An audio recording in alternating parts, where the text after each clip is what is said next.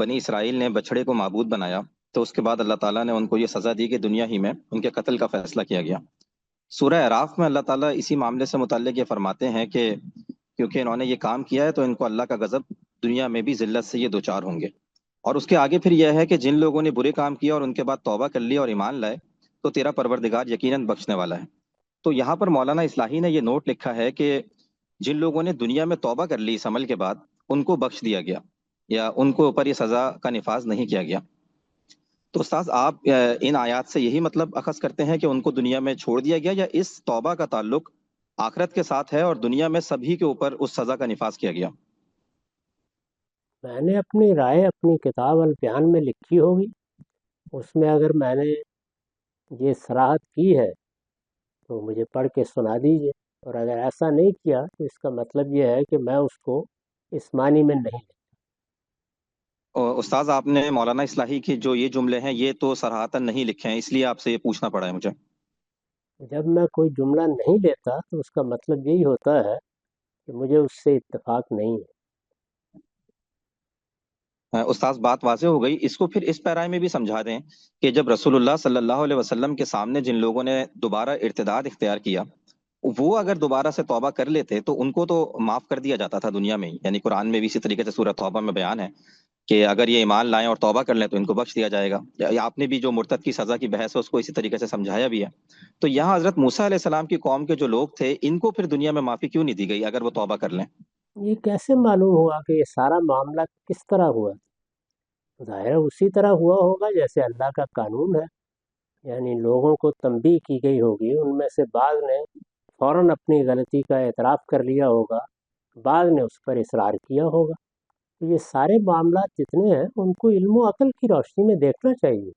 انسانی زندگی میں معاملات ایسے ہی پیش آتے ہیں، لہذا اس کو تصریح کے ساتھ بیان کرنے کی بھی کوئی ضرورت نہیں۔ استاذ پھر تو یہ وہی بات سمجھ میں آئی کہ جیسے مولانا اصلاحی لکھ رہے ہیں کہ اگر ان کو تنبیہ کی گئی اور ان میں سے جنہوں نے توبہ کر لی تو ان کو پھر دنیا میں معاف کر دیا گیا ہوگا، یہی بات سمجھ آئی آپ کی اس بات سے؟ نہیں، دیکھیے، ایک ہے کہ ان الفاظ سے کیا مطلب نکلتا ہے، ایک یہ ہے کہ کسی معاملے کے علم و عقل کی روح سے کیا پہلو ہوتے ہیں۔ تو جو عقلی مضمرات ہیں ان کو بیان کرنے کی ضرورت نہیں ہوتی، یعنی قرآن مجید نے جو اصول بیان کر دیے ہیں ہر جگہ وہ اصول کار فرما ہوں گے۔ جس طریقے سے ہم تمام عقلی تقاضوں کو لفظوں میں بیان نہیں کرتے بلکہ وہ چھوڑ دیتے ہیں، تو اللہ تعالیٰ کے بھی کچھ قاعدے اصول ہیں۔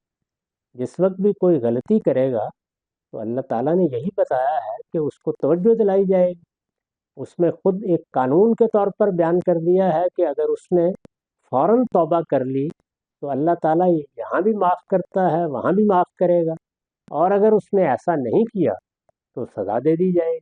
پھر یہ کہ کون سی توبہ قبول کرنی ہے کون سی قبول نہیں کرنی، اس میں بھی حالات کے لحاظ سے دیکھا جاتا ہے۔ دنیا میں اس کے کچھ قرائن ہوتے ہیں جو دیکھے جاتے ہیں، اور بعض اوقات معاف کر دیا جاتا ہے، بعض اوقات معاف نہیں کیا جاتا۔ قیامت میں بھی بالکل اسی طرح ہوگا۔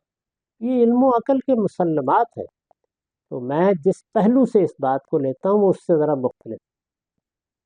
استاذ یہ بات بھی واضح ہوئی ہے، اس میں ایک چیز آپ سے اور پوچھنی ہے اسی موضوع سے متعلق کہ اگر کسی کو تنبیہ کی گئی ہوگی، جیسے آپ کہہ رہے ہیں کہ جو ایک نارمل طریقہ کار ہے اللہ تعالیٰ جو اختیار کرتے ہیں، تو اگر پیغمبر نے تنبیہ کی بھی ہوگی تو یہ تو بہت ایک عجیب غیر عقلی سی بات لگتی ہے کہ کچھ لوگ اس کے باوجود بھی ایک بچڑے کی عبادت کے اوپر قائم رہے ہوں گے اور جان دینا تک انہوں نے قربان کر لیا، مطلب قبول کر لیا ہوگا۔ ادروائز تو ہونا یہ چاہیے کہ اگر کسی کو تنبیہ کی جائے، پیغمبر کے معجزات بھی وہ دیکھ چکے ہیں، تو پھر تو وہ فوراً پلٹ آئیں، لیکن دیکھا یہی گیا ہے کہ ان کو سزا کا نفاذ ہوا ان کے اوپر۔ تو یہ کیسا ایمان تھا اتنا مضبوط کہ بچڑا کے اوپر ایمان بھی رکھ رہے ہیں اور قتل ہونا بھی قبول کر رہے ہیں؟ یہی صورتحال قریش کو بھی پیش آئی، یعنی 50 دن کی مہلت دی گئی، تو ایسا تو نہیں ہوا کہ سب کے سب ایمان لائے۔ بعض لوگوں نے اصرار بھی کیا، بعض لوگ اس موقع پر بھی ماننے کے لیے تیار نہیں ہوئے، اگرچہ ان کی تعداد انتہائی کم رہ گئی، ان کو سزا دی گئی۔ تو اس لیے یہ اتنا خلاف عقل کیسے ہو گیا؟ یعنی اگر جو خیر و شر کی کشمکش میں سب سے پہلا واقعہ ہے اس میں ابلیس نے بالکل یہی کام کیا، تنبیہ بھی ہو گئی، اللہ تعالیٰ نے براہ راست بات بھی کی، اس کے باوجود اصرار کیا اس نے۔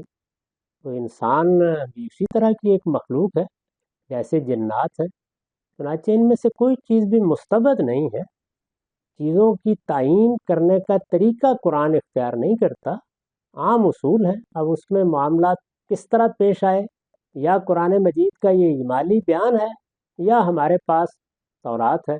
फिर ये कि तंबीह करने के मामले में भी ये देखा जाता है कि लोगों का अमूमी रवैया क्या है, वो कहाँ तक किसी जुर्म का इर्तिकाब कर चुके हैं। रिसालत मआब सल्लल्लाहु अलैहि वसल्लम ही के बारे में देख लीजिए, यानी बाज़ लोगों के बारे में आपने ऐलान कर दिया कि उनको तंबीह भी नहीं की जाएगी।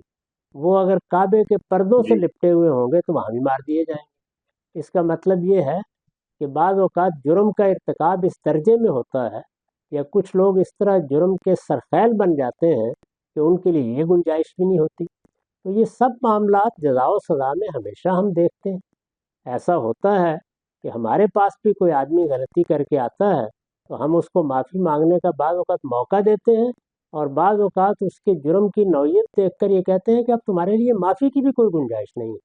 तो ये जितने मामलात भी होते हैं, वो जैसे हमारी दुनिया में होते हैं, जैसे अल्लाह ताला ने उसके कवानीन बयान किए हैं, उसी तरह हर मौके पर हुए होंगे, यही ख्याल करना चाहिए।